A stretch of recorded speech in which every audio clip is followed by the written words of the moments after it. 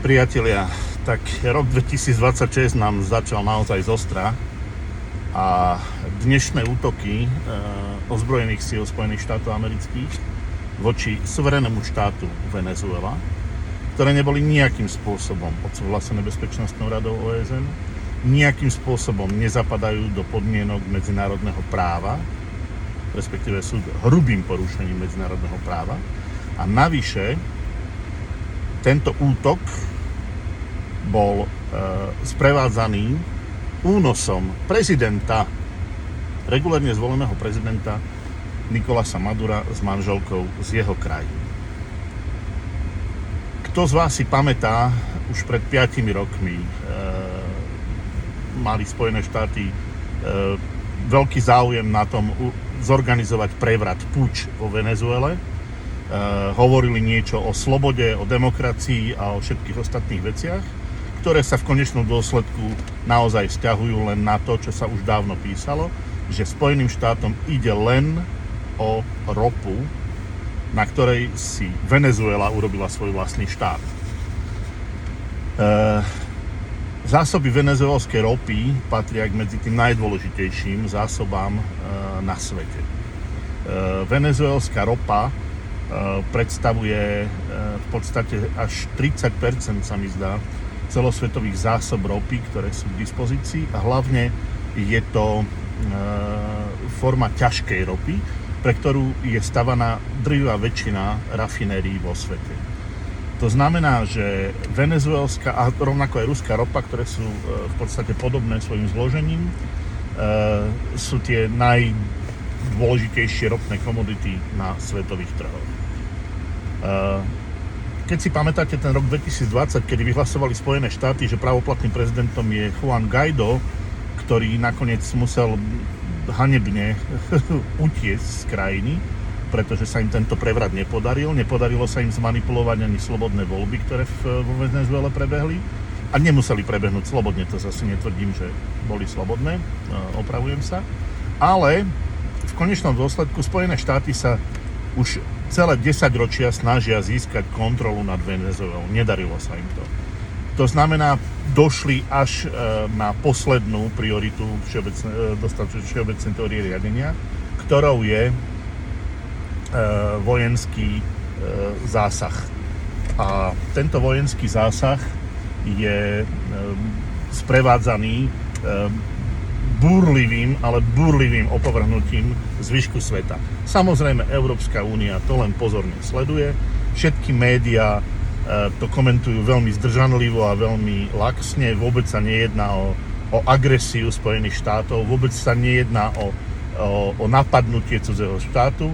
Dokonca už som počul aj také vyhlásenia, že ide o nevyprovokovanú agresiu Venezuely voči Spojeným štátom a podobné veci. To znamená, že dnes sa doslova do písmena prepisuje história sveta. To, čo hovoríme, že prichádza nový svetový poriadok, tak tento nový svetový poriadok je sprevádzaný práve takýmto bezprecedentným porušovaním medzinárodného práva, respektíve prechod k novému svetovému poriadku. Spojené štáty prehrávajú na všetkých prioritách dostatočne všeobecnej teórie riadenia, respektíve na všetkých prioritách riadenia podľa dostatočne všeobecnej teórie riadenia, kde v podstate zlyháva im svetonázor, ideológia, média, vzdelanie, peniaze, všetko. Ostal im už len vojenský zásah, čo je v podstate to posledné, k čomu by sme sa mali v tomto svete uchyľovať a ktoré musíme veľmi dôrazne a naozaj veľmi hlasno odsúdiť. Nie je mysliteľné, aby si toto mohol dovoliť ktorýkoľvek štát na svete, USA, teda SŠA, nevynímajúc.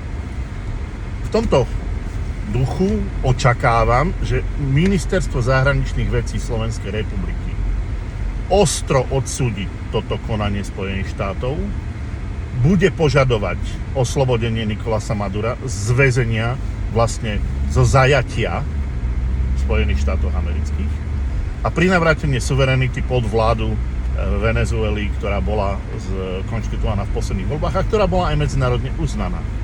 Musíme pamätať na to, že to sa nedeje samo od seba.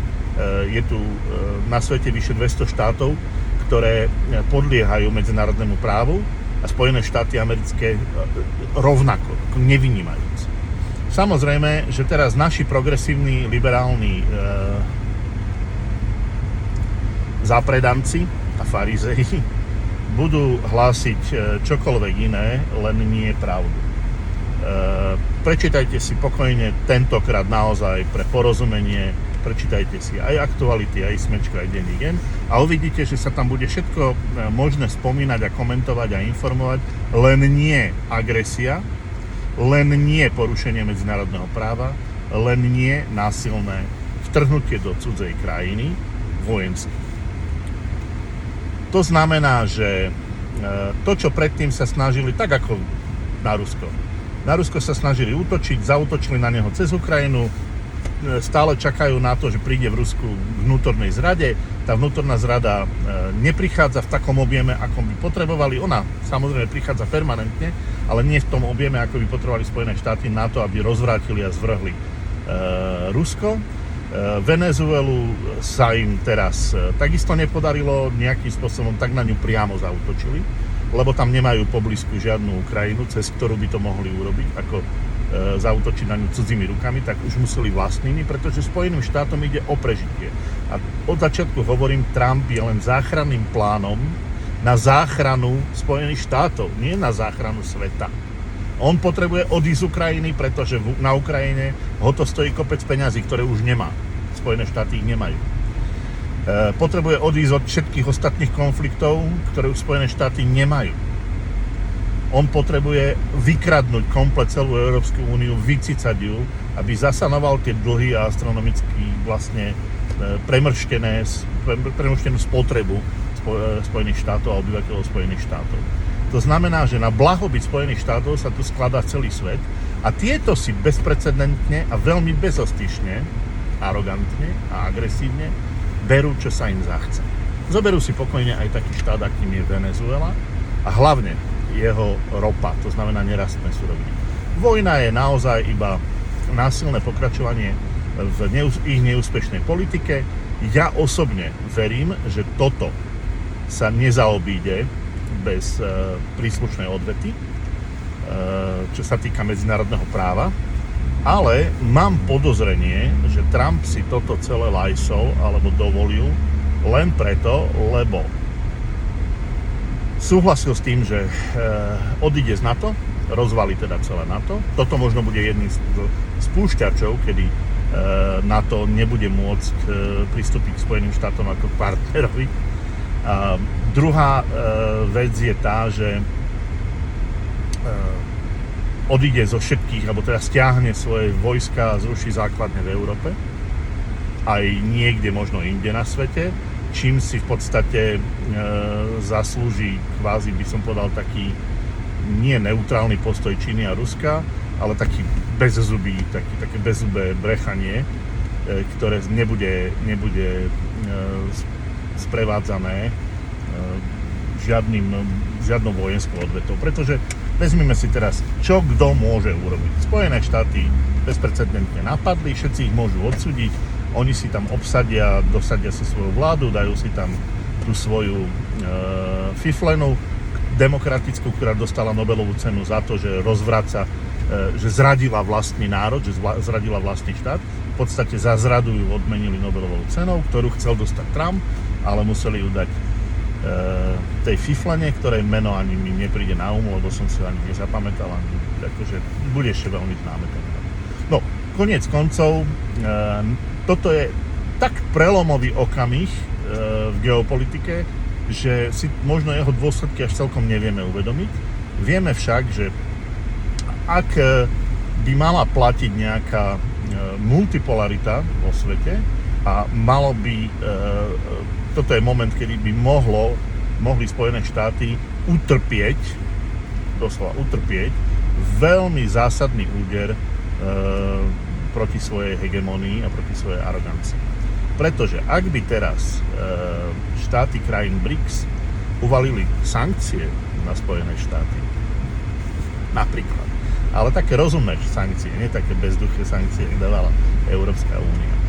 Keby sa rozhodli, že budú bojkotovať, alebo teda vojensky podporia Venezuelu proti Spojeným štátom a podobné veci, tak môže sa stať, že naozaj začne jeden veľmi veľký globálny konflikt.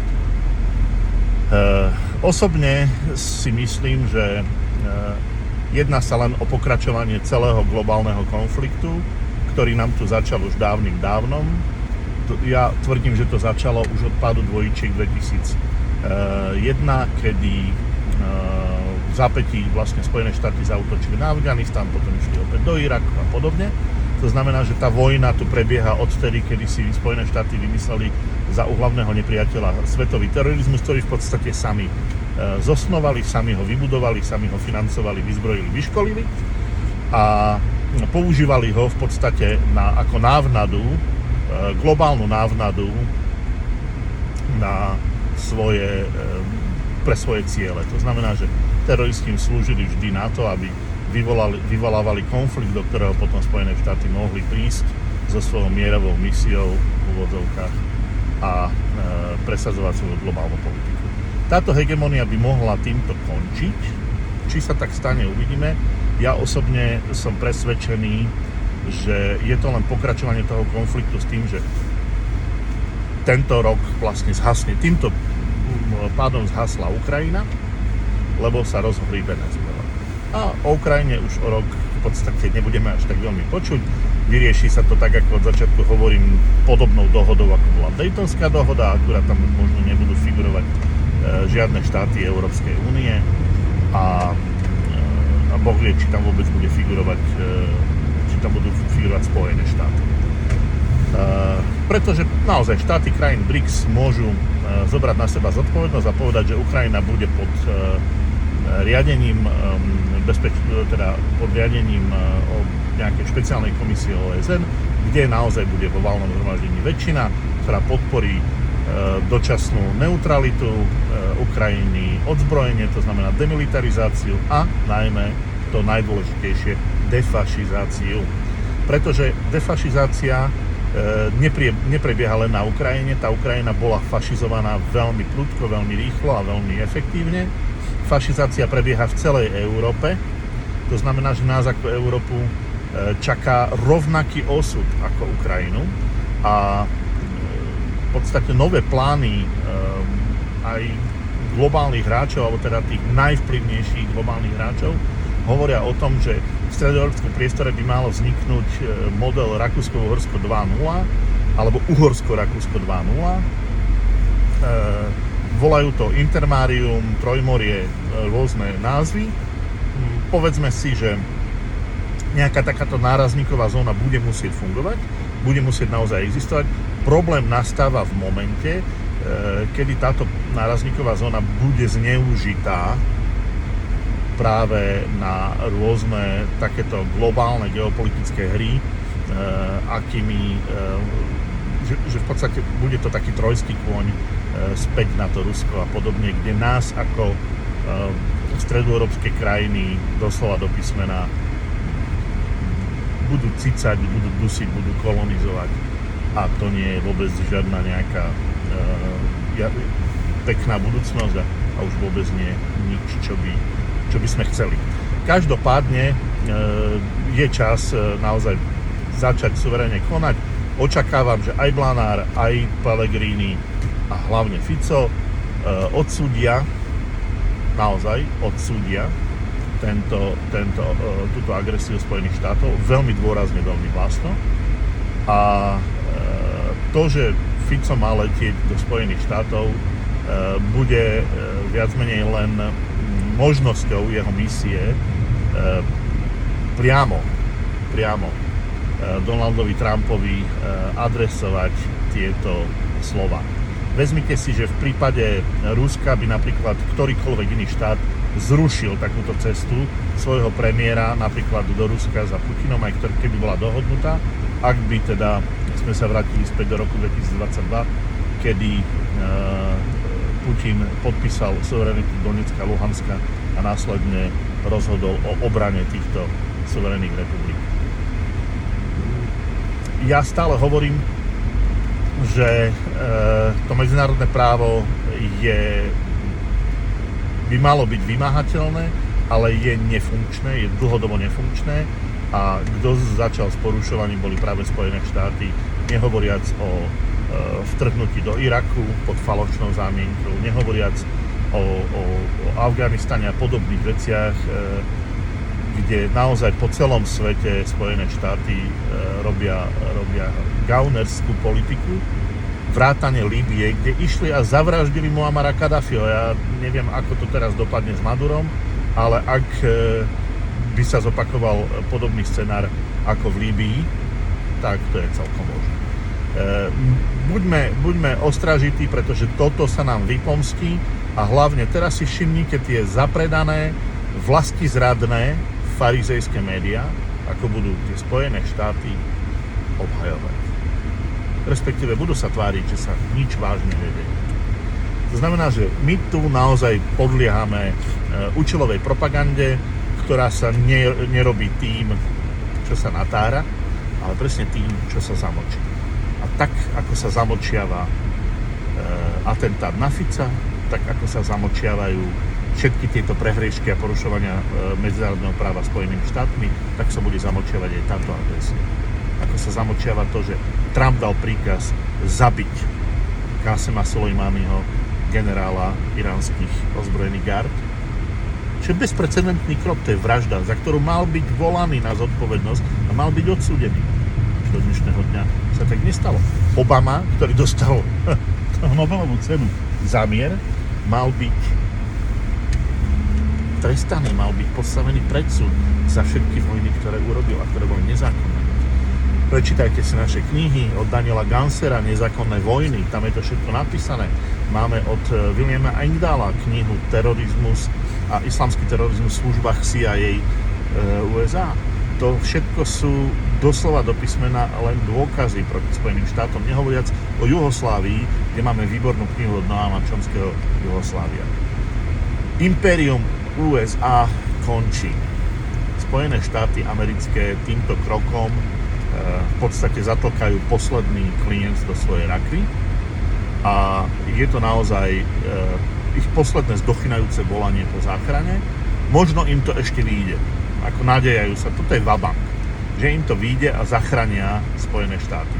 Ak im to vyjde, tak zachránia Spojené štáty možno kvôli tomu, ako je celý svet naviazaný na Spojené štáty a vlastne na petrodolár, tak bude možno